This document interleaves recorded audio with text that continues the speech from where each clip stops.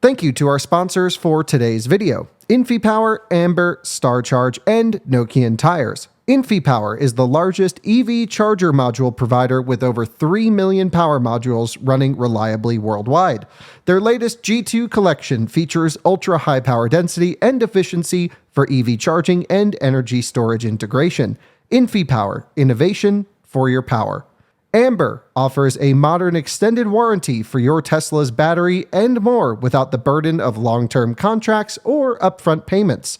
Check out the link in the description below to browse their plan options and get started with a free over-the-air diagnostic check. This video is also brought to you by StarCharge, the largest EV charging manufacturer in the world, and is also a provider of residential and commercial battery storage as well as microgrid solutions. And Nokian Tyres, a leader in safety and sustainability. Maximize performance and efficiency with their made-in-USA all-season tires and their dedicated Hakkapeliitta EV winter line from the inventor of the winter tire. Learn more at nokiantyres.com/EV. Hello and welcome back to another Out of Spec Reviews video. Welcome to a video with our friend Coleton, who runs the Out of Spec detailing channel. But here on Reviews, we're going to talk about a huge vehicle shift he just did. Huge vehicle that actually entered his fleet, and he got rid of an ID.4 to get an EV9. Not necessarily the typical jump for some people, but hey, I guess if your family got bigger or if you got another dog, this is totally plausible, totally logical. And we are here with our friends at Fort Collins Kia, where the deal went down. So join us to get into all the details of how this happened, why he did it, and just how good the EV9 is, especially in the spec, the Land. So Coleton, before we get into why the Land is such a good trim for this car and this color and everything, let's talk about the deal that happened. And actually your brother's also on his way here in his EV9 that he got last night. We got a whole family thing going on here. Yeah, family affair of EV9. So I recently just picked up an EV6, same here from Fort Collins Kia. They are doing crazy lease deals. Now, the thing you guys need to know with this, these are for Colorado residents only. We have extra tax credit incentives here if you live in the state of Colorado. So if you're in Wyoming, if you're in California, you call Fort Collins Kia, you're gonna have a different deal than Colorado residents, so understand that. But next to me here, Kia EV9 and Land trim. So this is second to highest trim, just below GT line. They are leasing these things out, Jordan, for $299 a month, all taxes and fees included, with $3,000 out of pocket. That is a 2-year, so 24-month, 10,000-mile lease on a $70,000+ EV9. That's amazing. This is, again, a 3-row family hauler SUV, which those, EV or not, are expensive. So the fact that you can get this for that much money is really fantastic. And again, Colorado only, so if you guys don't live here, I'm sorry, you'll still learn about EV9 in this video. Maybe you should just move here, I guess. You should just move to Colorado. The incentives are crazy here. So basically what they're doing, taking advantage of the $5,350 tax credit that we have here in the state of Colorado, helps with the leases on these. I talked to Mike, who runs this Kia store here. He did say, actually our deals are okay for out-of-state customers, but you know, having, let's say you live on the East Coast or West Coast, having a car shipped or whatever may not be the most economical decision, but this is really for buyers in Colorado. And honestly, I just have really loved the EV9. Jordan spent a ton of miles in the EV9. You actually went on the press launch as well. We had a long-term loan, light, long-range, rear-wheel drive from Kia Fort Collins, and I think all of us really came away kind of loving a lot of things about the EV9 and not liking quite a few things as well. There's things I love and there's things I can nitpick, but just in general, it's such a good car. And a lot of people were impressed at the base model. For how much you got. But this is, like you said, the second to highest at the moment, I should say, because there is a Kia EV9 GT coming, which is ridiculous. Who needs a spicy meatball of a 3-row family hauler? But hey, that's the market now. We got Rivian and all the others playing that well, way. Tesla Model X Plaid, we were just talking about that inside when I was signing my paperwork. Like 1,020 horsepower soccer mom hauler that is like, what, 0 to 60 in 2.5 seconds. This is nowhere near that, Jordan, but it is a lot of content and a huge vehicle for basically not a lot of money a month, in all honesty. I mean, the lease deal, $299 a month, $3,000 out of pocket. You can do the math on that. Very small amount of money for 2 years of ownership leasing this thing. And I know leasing is not for everybody. I think we'll get into the story of why I traded in our ID.4 that I bought into this. My lease deal is not the $299 a month. Believe me that, because I just traded in a ton of negative equity, but that's why I got into this thing. And that's why this really helped you. So yes, very I guess much so. We could start with that. You're coming from an ID.4. Now those are very different vehicles. Yes. Even if we pretended they were the same size, they're very different experiences as well. Totally Software, different. Everything's totally different. Yeah. So why were you like eyeing Kia because of the deal, or were you thinking ID.4 to Kia because you like Kia? So honestly, I never thought I'd own a Kia. Ever. I was like, I just don't get it. I don't really think they're the most interesting vehicles, but we started driving them more. And I think that's the cool thing that we get to do on the reviews channel, and all the cars that we see here with press cars going on press launches, whatever it may be, you get to experience new things. And I like having different cars in the fleet. So recently, like I said, I picked up the EV6. I'm going to get these names confused all the time. Are you taking the 6? Am I taking the 9? What's going on I did here? on the launch video. I kept calling it EV6. Yeah, exactly. Exactly. But the lease deal that I got on that was so crazy. Now, for me, I have my Model 3 Performance still. That is not moving anywhere. The whole rationale for this was swapping out our kind of vehicle collection. We have 3 golden retrievers.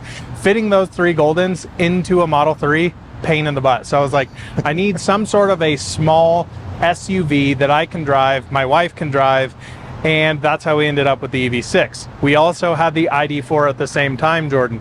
And honestly, I have always said that the ID.4 is a great car, but a terrible EV. There's a lot of reasons for that. So we had a 2023 built one. It was a Chattanooga built, so it had the better battery pack, faster charging in it, but still a 2023 car with no route planning, no preconditioning, heinous software. Everybody complains about software on Kias. You get into the ID.4. I was literally here earlier when I dropped this car off, dropped the ID.4 off. It's just glitching everywhere. Like, It's such a frustrating experience. I agree. So, you know, the whole rationale, the ID.4 was a good car, but we wanted something a little bit bigger. We ended up purchasing that car and really kind of got in some serious negative equity to the tune of almost $18,000, Jordan. We bought that car, you know, 2 years ago in 2023 when that was, and then a year and a half later, it's worth half the value of that. High interest rates, all of that. I got to the point looking at it, I'm seeing ID.4s in the low, you know, to kind of mid 17,000 up to like 22,000, and I'm like, okay, it's time to jump. I'm done paying on this car. I'm over it. Let's get something new. And I reached out to the guys over here at Fort Collins Kia because I saw the deal, and I said, can we roll that negative equity into it and figure out something? And honestly, the payments came to be exactly the same leasing this compared to purchasing the ID.4, and our payments. We still had 64 more months of payments on our ID.4. I'm like, I'm done. Terrible buying decision. Time to move on. So the negative equity does make leasing valuable in your case. Yeah, I guess so. It's not everyone's case, but that actually is interesting that for the same effective payment, you do have a lot more car here. Yep, and in 3 years, I'm done. I can get something new. I don't have negative $18,000 worth of equity trying to plop it on top of buying another car. I'm really not into buying EVs, Jordan. This is, I guess, going to be the 3rd EV we've leased and bought 2. So my Performance I purchased, the ID.4 we purchased, we're out of the ID.4 now. Yep. So land. Why land? And is the trim specific to some of these components of this deal? Yep. So the deal really is on the land. Honestly, the deals on the GT lines aren't too bad. You need to come in, do some numbers, give them a call here at Fort Collins Kia. I looked at it, it was about 75 bucks more a month to get a GT line. Not bad. Which honestly is not bad, but I kind of just wanted to leave my payment alone. We're already paying slightly more for this compared to the ID.4 with the money up front that we put down for the deal. So I'm just like, you know what? We don't need more than the land. Now, it should be noted here that on this deal, it's very spec dependent. So this one is the iceberg green metallic. I don't think this is a paid for color, but if you bump up to like the ivory matte, I think that's about $1,000 for that. Yeah. It also depends if you get the relaxation pack. Is that what it's called, Jordan? I think so. It's so hard. If you look at the way the EV9 specs are, Dude. trim for trim, it is insane. The actual chart of options, what's standard, what's optional, what's not available. It's insane. Across the 4 trims, soon to be 5. It's crazy. I guess it is 5 now, because there's light long range and also light short range. So yeah, technically 5, goodness sakes. It's so confusing looking at these cars, honestly. So you just need to come in, really look at them, drive them, figure out what suits your budget, what you really need. I didn't really need a full GT line. I think this is my brother here. Yeah, brother showing up with his. He actually has a relaxation pack on his, which is awesome. Ivory matte silver, like absolutely sick rig. So that's pretty cool. But make sure when you're looking at this deal, Jordan, that you're not going, you know, crazy trying to get that option with the relaxation pack. Your payments are going to go up slightly. Now, I don't know how much, but honestly, I think the land is kind of the sweet spot in terms of trim. For one, you go from a 21-inch wheel on the GT line down to a 20. It's going to ride a little bit more comfy. Now, there's lots of benefits with the GT line. I think it looks a little bit better for sure. The interior is slightly nicer, more just little features that you get, more content in general. Fairly subtle things, but with the land you do get the 360 camera. That's a big reason I would step up from the Wind trim, which is the second to lowest trim. And then you do have the option, because it's all-wheel drive, you do have the option to buy the performance upgrade, and you can buy your way the boost to get to the GT line performance. Yep. I don't know if that's really worth it to me. Even the base model, people were like, that's impressive, but it's like the base one is kind of slow. Oh, it's really slow. 200 horsepower. Yeah, 201 horsepower. You're like matted and like, okay, is this thing moving? Honestly, for the size of the car, it's really not that bad. You and I and Kyle, all of us live in a jaded world. You just rolled up in a Model S Plaid. I mean, seriously, like in terms of, okay, power and performance, our minds are way out of here. This thing picks up for a huge 3-row SUV. It does. Completely adequate, in my opinion. It handles well. There is no air suspension, so it's just a spring setup, so that does make it a little bit more simple, I guess. And it rides pretty well. Yeah. So there's just a lot of good things about this car. Software is not my favorite, but it's also not the worst. It's just, it's a bit clunky. It feels like, it's like when I grab my dad's Android phone and I'm like, oh, where do I start? I know I can do everything on this thing, but like, it's a learning experience. It is. We were sitting in the car when we just got this. It had all the beeps on it every time you touch something. It was buried like 3 menus deep, and I'm like, why is that a thing? Why is it not just in sound, turn this off? There's just little quirks with these cars. So owning this and the EV6, I think will be interesting, because the EV6 has the old infotainment, old software. This has the latest one. This also technically has Tech Pack 360 cam. So it'll be a different experience. But honestly, like, the deal of getting an EV6 and an EV9 for a lease is pretty crazy when you think about it, Jordan. Like, you're under, that's under $500 a month for 2 very expensive Kias, in all honesty. Yeah, that's very true. And that's like, you know, if you went and bought a Telluride right now, which is stated as, this is stated to be above the Telluride as far as like niceness. Yep. And that should be so much more expensive, because again, Colorado and the EV incentives are off the walls right now. Yeah, it's honestly crazy here. You look at like Tesla's site, it's like, here's $25,000 worth of incentives, and that's essentially what you're getting on these. I don't know the exact numbers, but it was well over $20,000 of rebates on a $70,000+ vehicle. That is wild. And we are in the season, like you experienced with the ID.4, where it's kind of like EV prices, especially in the used world, are just tanking. They're just dumping. Really helpful for a current buyer who might be interested in a used EV, but for people looking at new EVs, we don't know if that's going to stay that way or if they'll trend back up again. And so leasing is technically a safer way. Granted, you don't own it, but if it's like a world where upside down equity is very common, and if it's a low enough payment because it takes advantage of all the incentives, that really helps. There's even EVs that the incentives don't work for buying, but they're able to be looped in via a loophole through a lease.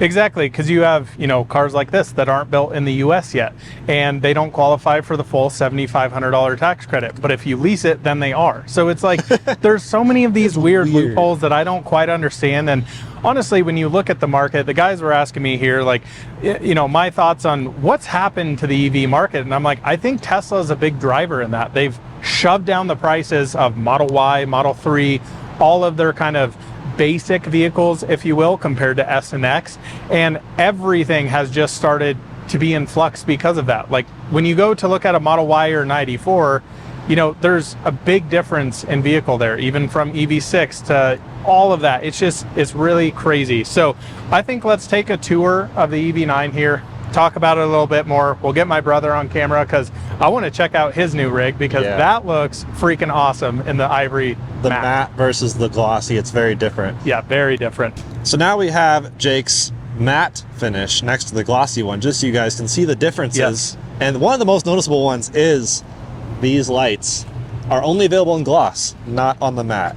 I think I like the matte more, but I just realized while we were here, I was like, you know, you could just stealth PPS with this thing. You could, and spend $8,000 doing so, which is insane, especially on a lease deal like this. Yeah, I mean, color is obviously very dependent. The ivory matte, I think, looks absolutely amazing. You guys also, I believe, saw a video with Nicholas, who bought an EV9 GT line, same color as this. Yep. So we've just got like all the EV9s around between all of our friends now. Yeah, Jordan, one interesting thing about these lights, these are, how would you say this? They're like DLC content, essentially. Yes. You can download different patterns and pay through it for the, it's just Kia has jumped hard into the purchase additional content situation, which could be the boost, it could be the custom lighting things, it could be the Smart Pack or whatever they call it. Smart Pack. I also saw in the app when I was playing around with it that you can purchase like different NBA teams to theme your whole screen. Oh. I didn't know this was a thing, but it showed like the Lakers on there. I'm like, that is the most random integration I've ever seen. Very strange. One thing I do want to say about these, everybody has been talking about these rock chip cracking. Like you get a huge rock in these and they absolutely crack. You're not going to have the same issue over here, because this is actually just like a plastic, like your bumper would be. So that's really cool, actually. Honestly, I do prefer the matte a little bit, but really like this color. And those are still cool. They're still a cool talking point, I guess. And there are different, versions you can choose from. You can't completely customize it, which is a bummer, kind of like Audi's new lighting. I'd want to do like 1 pixel. I want to pick, I want to put my initial in it on each side.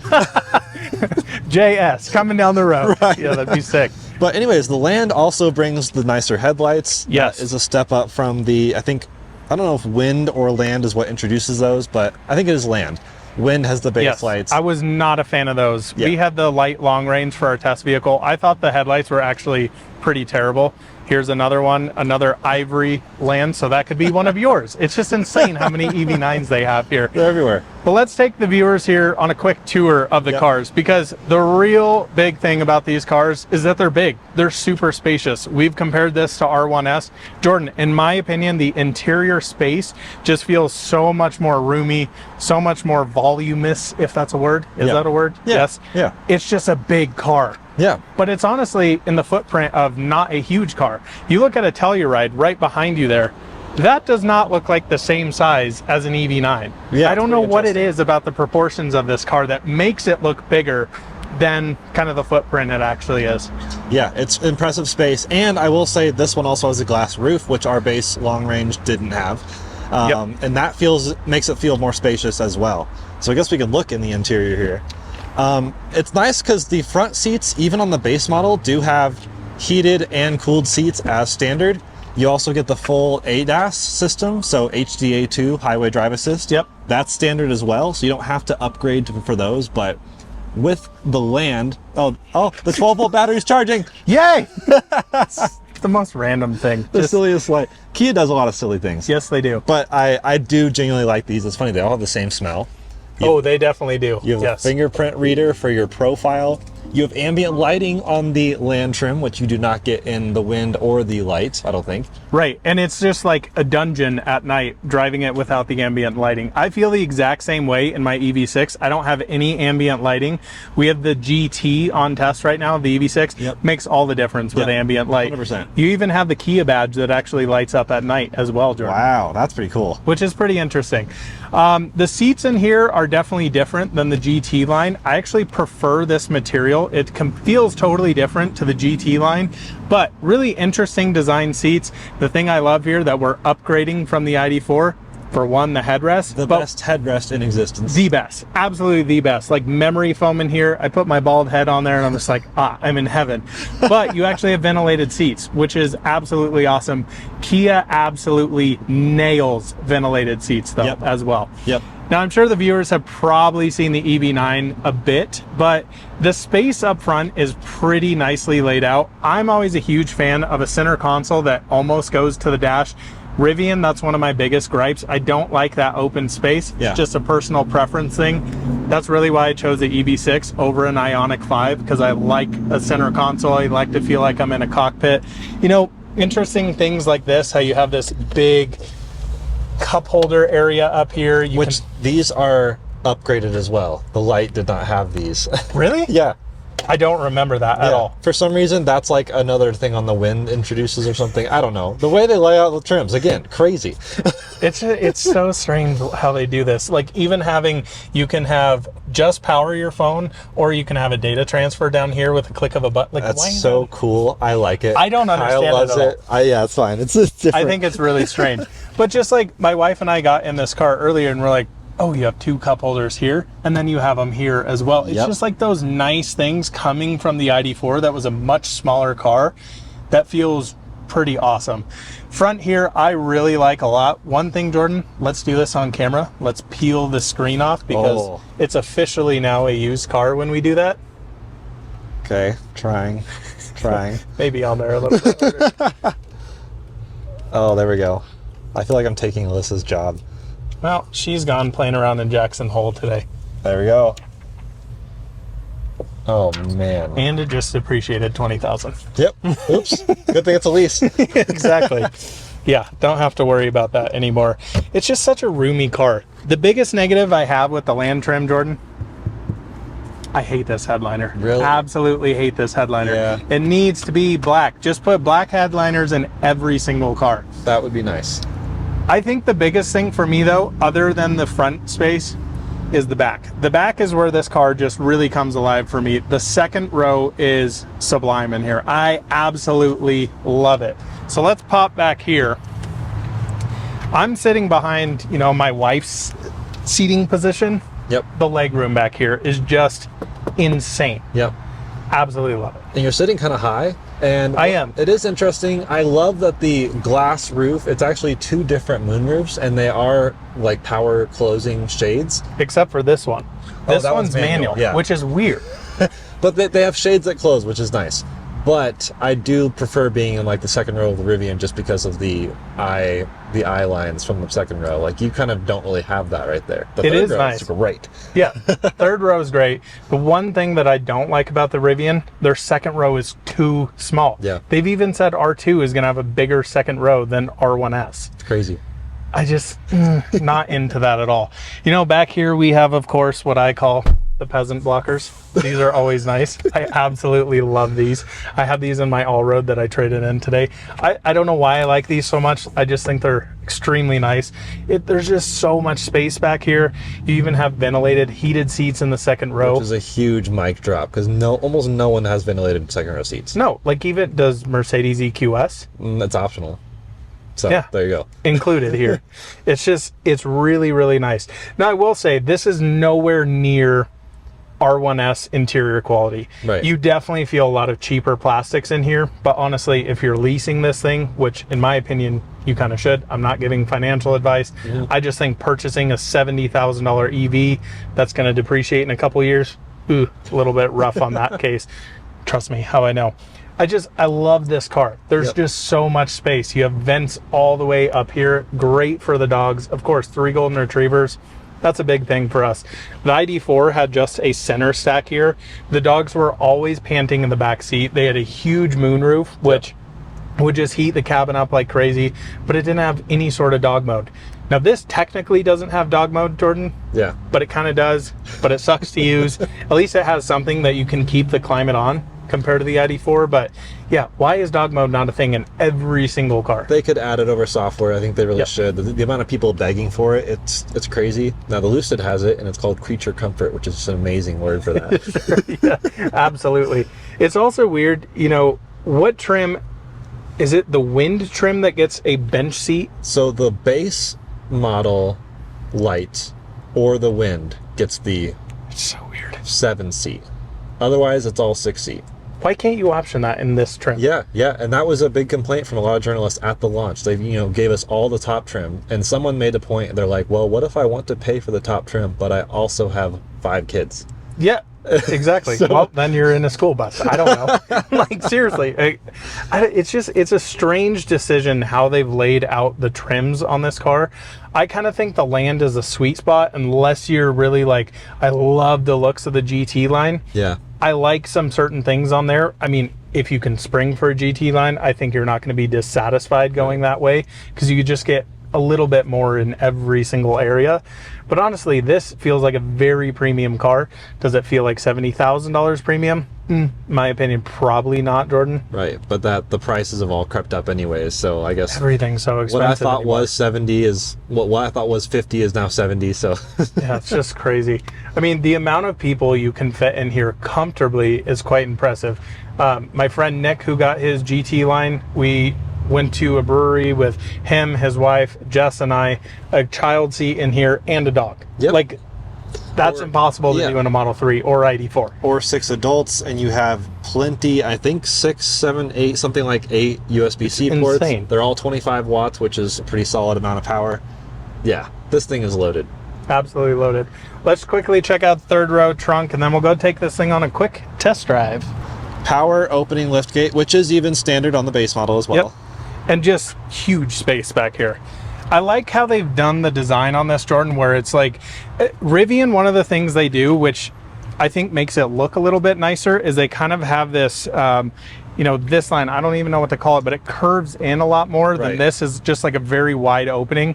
Gives you a lot more interior space, I feel like. But yeah, the space back here is crazy, especially if you have the third row down. Yeah, really impressive. Even cup holders in the third row. Like I said, USB-C ports. Not too hard to fold down. It's not powerful. These are a little weird, huh? Yeah. So what do you do in this situation? Especially me, one-handed. What do you do with that? I know. Okay, there we go. I don't know, a little strange. This is not the best mat. Dude, this mat, I opened this up, not good, not good. And you also should not fill your gasoline tank in here. Right. Static electricity. Why you would do that, I don't know, but okay. Yeah, decent rear storage. I mean, once you put the third row up, there's not a ton, but it gets really tight. A little bit of sub trunk, but that's mostly taken by things, I guess. And then you have a little bit of a frunk. I say a little bit. It's a smaller frunk than the light long range that we had, because that was single motor. Right. If you have dual motor, like the Wind or Land or whatever, you do have half the trunk size or frunk size. Okay.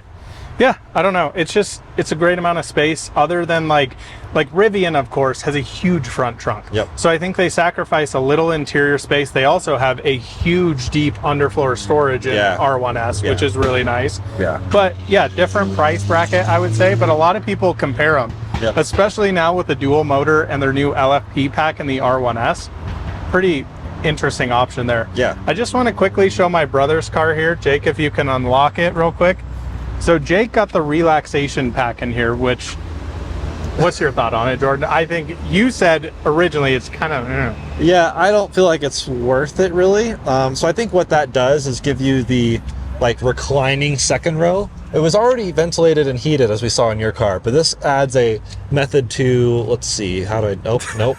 This one. There's a lot of controls down here. But you can recline that, and then what's really interesting is you saw the controls on Coleton's car. You have the ability to move the front row seat from the second row, even while a passenger's sitting there. Yeah, mind you. And so you can move that all the way up, and then you can actually sit and relax. So now you got a full executive mode back here. Basically, but what the relaxation does also, I think it adds the massage seat on the driver's side. Do you have a massage seat? No. Did not. Okay. That's in GT That's line. a GT line only, and that's only even. Oh, actually, I think it's optionable on here. Okay, well, even then, it's only the driver's seat. No one else gets it. Yeah. So I don't know why they didn't just spring for adding massage function, but like that would have been true mic drop moment. But I guess you can relax, and it's fine. So this is interesting. So mine doesn't have any controls here. Oh, okay. So that gives you full powered second row, whereas yours does not. This is cool to have them side by side. Okay, that actually is a big difference because you can't lay the seat down. So I wonder if you actually sit a little bit lower in the back of this one. Interesting. I don't want to ding the doors here. What do you think, Jordan? First day. I mean, it looks about the same exact height. It's kind of hard to tell. Power controls versus manual, and I could see people arguing either way. I think this is cooler. Is it worth $2,000? I don't know. On a lease, I don't think it really makes all that much difference. Right. But again, if you want relaxation pack, call the guys here. Your payment's probably going to be slightly higher than $299 a month. Yeah, I encourage everyone to just look at the configurator and just pick and choose a million things and then decide what you want and then talk to them, because we can't tell you how much it's going to cost. There's so many options. Yes. And again, if you are not in Colorado, don't get mad when you call these guys and they're like, it's $500 a month for an EV9. It's because of the Colorado incentives that make all the difference.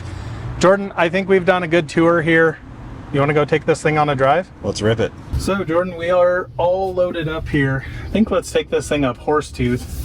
This is my brother, Jake. This is a first time being on Autospec Reviews. Yes. Watched many times. Many times, yes. And your first EV that you just got with your EV9. Yeah, unfortunately you brought me over to the dark side, and I'm a little hesitant at first, but I'm actually pretty excited about it now.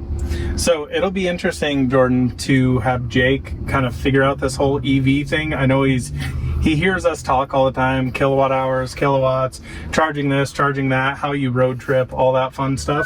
I think it's an overwhelming experience for him a little bit, but I think he'll get it figured out. It is, and it's, you know, on just listening and on paper, it seems like it's pretty easy to comprehend, but I quickly realized after the first test drive that there's going to be a little more to it. But it's a learning curve. It's a learning curve, but I'm confident because, you know, knowing you and Kyle, of course, can help me navigate all the ins and outs of charging, because it is a little interesting. I did get 3% on my car today, so I'm pretty happy about that. So Jake is going to try to live off a 100 kilowatt hour battery pack, Jordan, off a 110 outlet. Nice.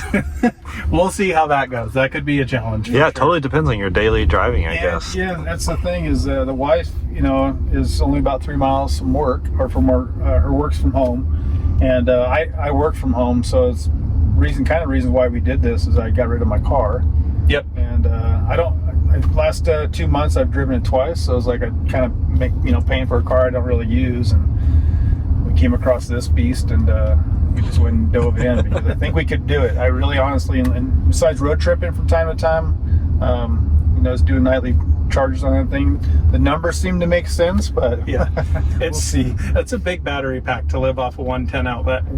Jess and I both did that when we were living at an apartment complex, and she charged the ID.4. I was charging my Model 3 long range at the time. Not a problem. I mean, if you're not driving, hundreds of miles every day, it's not that big of a deal. The big issue is when, you go down to Denver, you come back, and then maybe you have to go to Denver the next day or something. Then you're kind of struggling to keep up there. But, we talked about this. Jordan, you were with us when we were out in LA talking about, home charging should be a big thing, because a lot of people out in California relying on fast charging, and we saw huge lines out there. Yeah. Huge lines. Yeah, that's a frustrating experience. Unfortunately, we don't really have that issue here. I should say yet. I would knock on wood, but there's no fake wood in here. But that's not so much of an issue here. We do have quite a few available fast chargers, so even if you had to go down to Denver, Jake, in consecutive days, you could still do it pretty easily. Yeah. But it is still definitely a bit of a learning curve with learning the public charging, how that works.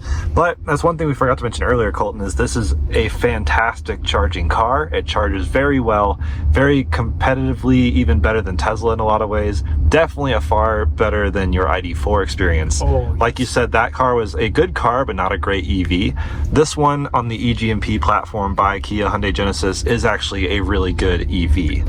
So, and this is different to my EV6 as well, which is like quite a bit higher voltage, even though this is technically 800 volt architecture. Yep. The EV6 is quite a bit. I don't remember the exact numbers, but it's a decent amount more, isn't it, Jordan? Yes, this is like technically quote unquote 800 volt architecture, but it's not 800 volts. And part of that is because of the bigger battery pack. Because the smaller battery EV9, which is only the very, very, very base model, does actually have faster peak charging and actually more horsepower because of the voltage of the battery pack, which is really interesting. Yeah, that's 215 horsepower versus the 201 of the large battery base model. I did not know that. That's really interesting. Yeah. So, but this one being big battery with the dual motors, I mean, you have plenty of power to get out of the way. You got four-wheel drive. You have four-wheel drive lock, which is a button on the steering wheel, which is I was cool. looking at that. Have we played with that at all? I did a little bit, I think, but we haven't really done much off-road. It's just like not really the off-road car. Like no one's cross-shopping this with Rivian if you are a true off-roader. Absolutely not. It's one thing to cross-shop it because of the space, the dog haul ability, the kid haul ability, but off-roading, it's just, this is really just your typical around the town SUV, and it does it quite well.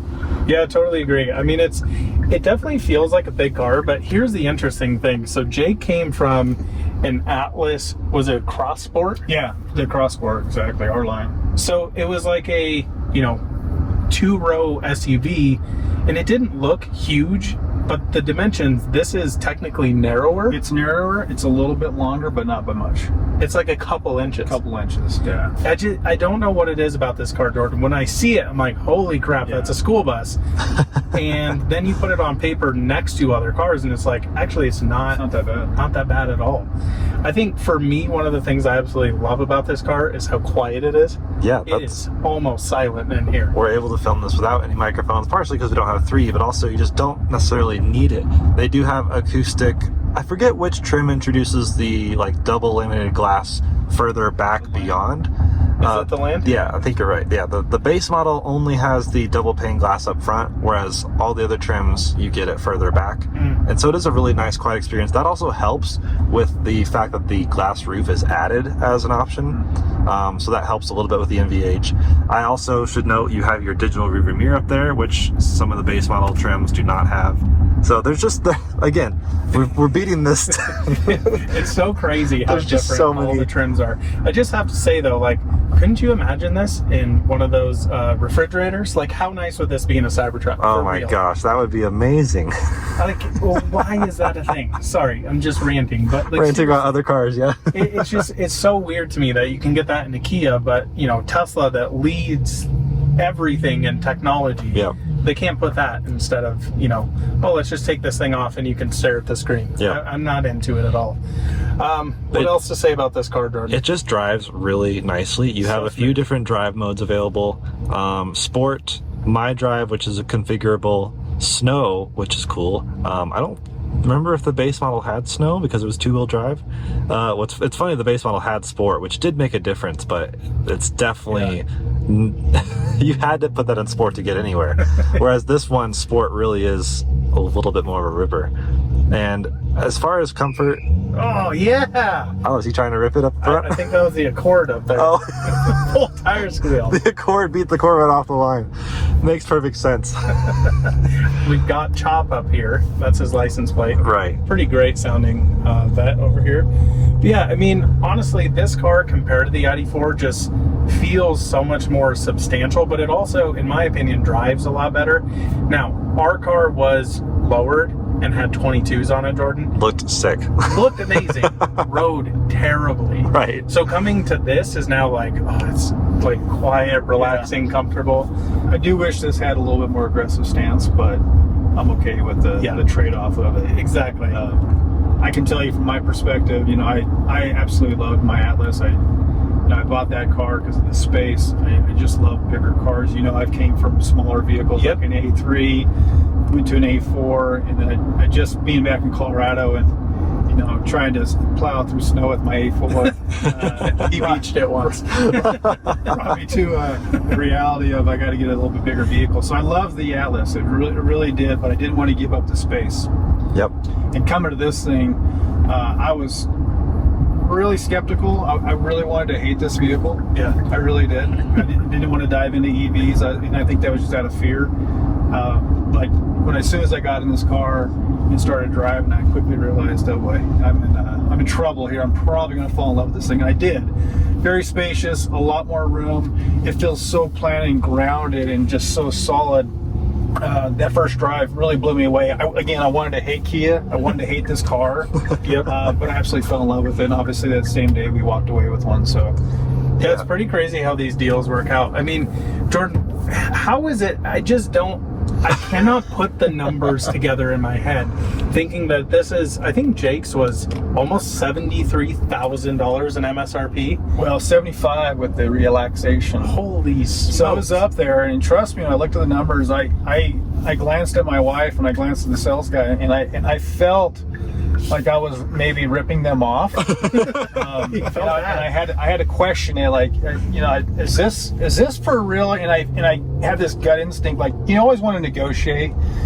He's like, what do I negotiate? And I was like, well, throw in mats. Give me some all-weather mats or something, just to make me feel like I don't know. It was just insane. I could not believe the numbers that are put in front of my face. Yeah, didn't make sense, and I don't know how they make money doing it, but well, I think a lot of it is the Colorado incentive. So right. Kia is taking that. So the dealership's definitely getting some incentives. They also get, once you start selling quite a few of these vehicles and people understand, holy smokes, you can go get an EV9 for this price, or EV6. They are still doing the same deal that I got, it sounds like.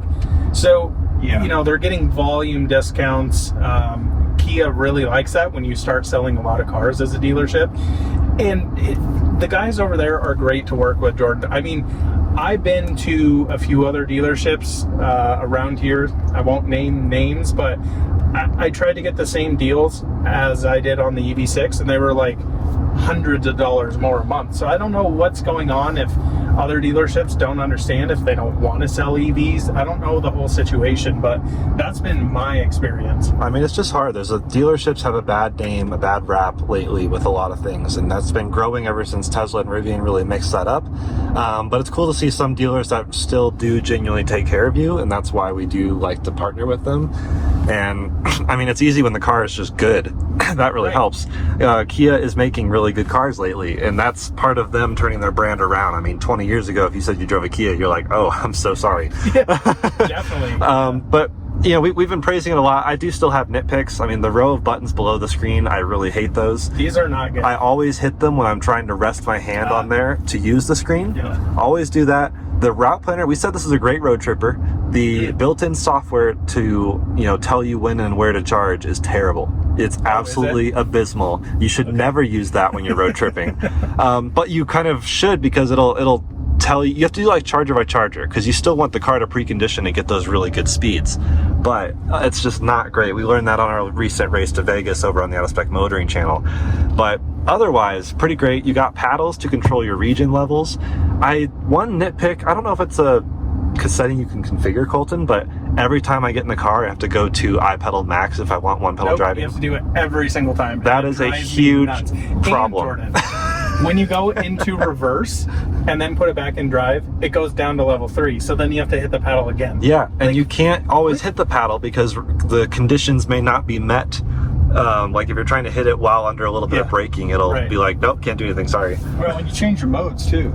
Yeah, so if I go down to, I know snow mode goes down to level 1 regen. Yeah. And then if I go back up to eco, it's still in level 1. And then you have to hit these again. Yeah, and eco actually locks you out of going iPedal. Oh, it does? Yeah, so you run the eco, you can't go, I think level 3 is the top on that. So, and the other thing that you really need to play around with, if you're, playing around with range in these cars, Jordan, is looking at the power distribution. So if you put it in level 3, or I guess I should say an iPedal, it's running both front motor and rear motor to have max regen on it. Yep. But on the highway, you kind of want to run it in level 3, so it's running rear wheel drive only, so that you're not spinning up that front motor. It's more efficient that way. And the eco mode will for sure prioritize that. It definitely will. The weird thing though is I played with all these different settings, and I need to get to know the EV9 a little bit more.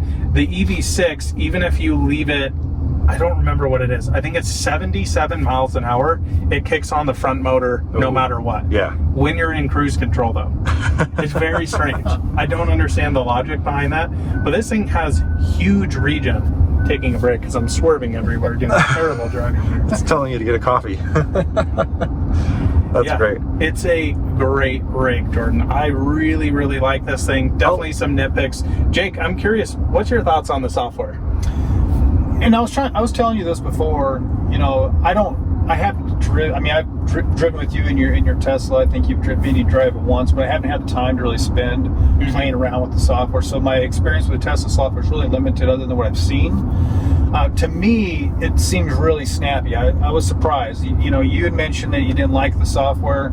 I haven't spent a whole lot of time with it, but my initial thoughts, being able to move it through the screens pretty quickly, to me, that's pretty snappy. It seemed a little bit cluttered at times, but it's pretty, you know, intuitive for the most part. But again, I don't have experience with Tesla. Well, I don't think you necessarily need to have experience with Tesla, but I think this is a growing talking point on out-of-spec reviews that we don't cover enough, Jordan, is deep diving software, because they all do it so differently. And I need to do that with a Kia because I just did it with a Lucid, and it really helped, I think, a lot of people get an idea for the car before buying it, because a lot of people are coming from Tesla, but a lot of people are also coming from non-software defined cars whatsoever. We are now in that era where people are getting rid of their 2012 Honda Accord or something and looking to get an EV, which is jumping into kind of like buying a whole new computer. It really is. It's like living with a Windows PC for a long time and then jumping to Mac, and you're like, wait, what is everything? Yes. Why is the mouse backwards? Like, and it can really make or break the experience of a car. I mean, the ID.4 was really let down by its software. Right. I mean, literally not even being able to heat up your battery pack in the middle of winter here. You literally, the video Kyle did with our ID.4 and Michaela's, basically driving one like a normal person would to a charger, and Kyle flogging ours to a charger, was massively different and shows you the importance of preconditioning in the wintertime. And it's just like, how does it not have a button to heat the battery up for optimal charging? Like, it's just stuff like that is really frustrating. The ID.4 software was super laggy. Now, I'm sure a lot of you are screaming at me saying, well, the new one has better software. I haven't been in the new one. Kyle says it is miles better, so that's great to hear. But the 2023 that I had was abysmal. We would just leave it in CarPlay and never touch anything else. Another thing I want to mention while we're on the subject is the driver's assistance in this. I love how they have it set up, because you can turn on lane centering while still modulating the throttle yourself. But it has one major safety flaw, Jordan. What's that? Oh, didn't you film this? You were on a windy road. Oh, like yeah. this. It doesn't always tell you when it cuts out. It just gives up. Oh, really? Jordan filmed this. He was making, I think, a right-hand turn, and it doesn't beep at you. It doesn't do anything. It just goes, oh, I'm done, and he just swerves into the left lane. Okay. So that, to me, is a major safety flaw with this system. How ironic is it that the screen beeps at you every time you touch anything by default, but then it doesn't beep at you when it literally loses control? Like, hey, maybe take control there. It's crazy that that's a thing. I've been impressed with HDA. I don't remember if mine. What is this one? Is this 2.5? I think it's just HDA2 is on all. No, because I know one of them, well, maybe mine's HDA1 in the EV6. I don't remember, it doesn't matter. But they're very different. Yeah. So I'm curious to learn this system over the EV6. The amount of regen on this thing is insane. That's a huge benefit of dual motor. Holy smokes. Yeah, that's a huge benefit of dual motor. I also remembered you do have the little camera blind spots in your screen, which our base model didn't have. Yeah, they're kind of potato though. Yeah, not the best. Not the best. I mean, you can see what's there for sure. Kind of like Rivian, the first gen Rivian R1s. Yeah, I guess so. All right, let's launch this thing and see how the power is. Okay. Oh, really? Plenty. That's plenty power. You don't need any more than that. Faster than Atlas. Oh yeah. Oh yeah. That's the very first thing I know. Fun fact, Jake. car. Oh, go ahead, Jordan. Well, the Atlas is the very first car I ever filmed for Out of Spec. Oh, really? 3.5 years ago. Me and Kyle did Atlas versus Blazer. See, it just gave up there. Yep, and it didn't tell you. It just was like, I'm done. Jake's Atlas was great because it had the VR6 engine in it. Yeah. And he had a Wookiee pipe on it. Oh. It sounded incredible. Absolutely incredible. I'll admit, I will miss that. It's kind of, I like the little farting it did through it just gave up again. Gears. Yep. it does that. That's pretty crazy. But in general driving, it works really well. So, but back to the point of the software, I really need to do a dedicated video on it as well as the app, and maybe it's something I can do with you, Colton, once you live with it for a bit. Yes. Because the app is also, I think, a huge component of ownership. It is, and the Volkswagen app honestly was horrendous. Like, Yeah, it wasn't that great. oh my gosh. So if you wanted to change your climate or start it, Right. so you could start it, but then if you wanted to change the temperature, like say you started it and it was 73, but it's kind of hot out, you're like, I want to go to 68, you would have to send another command saying turn it off, and then send a command to turn it down, and then send another command Whoa. to start it. And that process would take 4 minutes, and I'm just like, this is insane. Never mind. It's so bad. And then you go to Tesla and it's just like, boop, boop, boop, boop, boop, everything's done. Yep. It's insane the level of software differences between cars. And that's the cool thing we get to do is play with all this different stuff.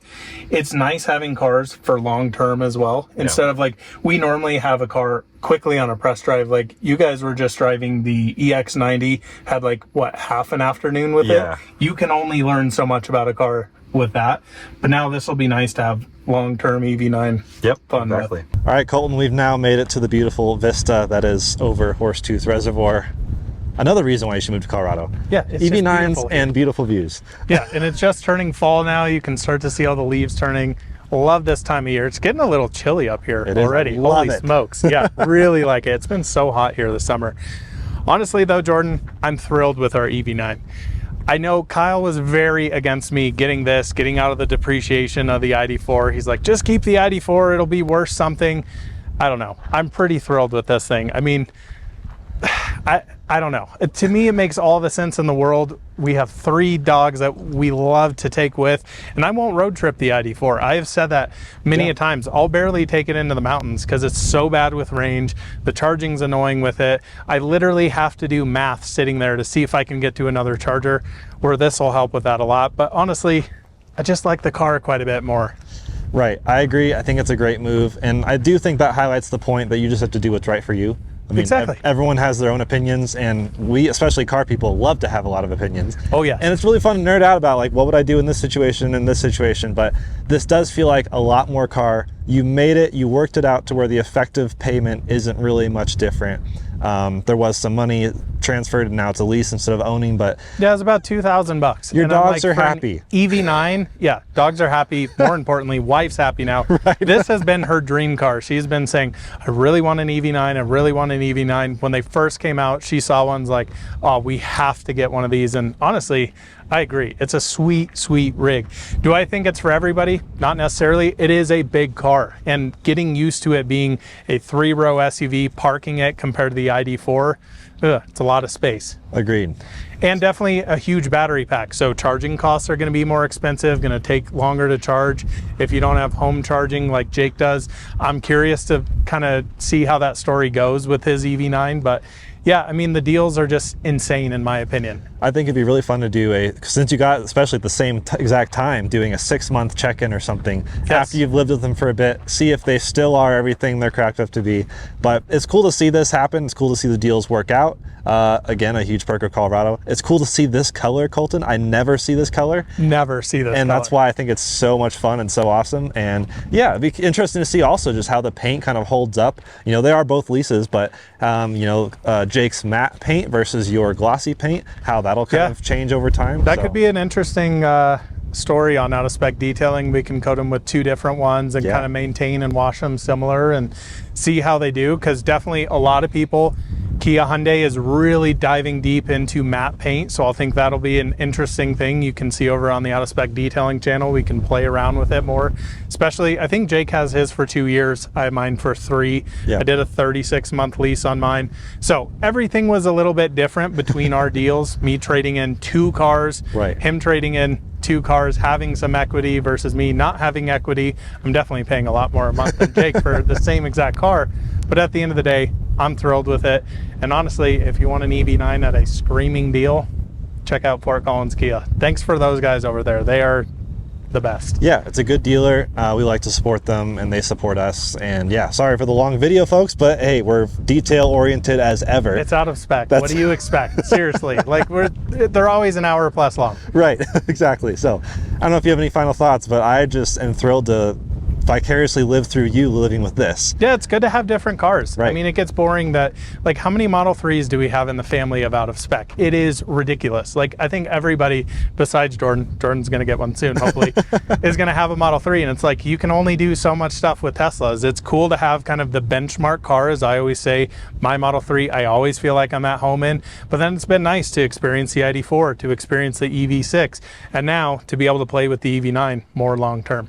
Exactly. Yeah, so that about sums it up. That's a great, fun video, fun wrap up, fun to see the Kia ownership lifestyle that you're now really embracing because you have 2 Kias in the family. Yeah. So we'll be checking in. We'll be checking in with more Kias. And honestly, this gets me more excited about EV3, like the other things that are coming down the pipeline. So until then, we're going to play with these. Let us know your thoughts. Let us know if you're checking one out at Fort Collins Kia. They are linked below somewhere. And we'll see you guys in the next one. Cheers.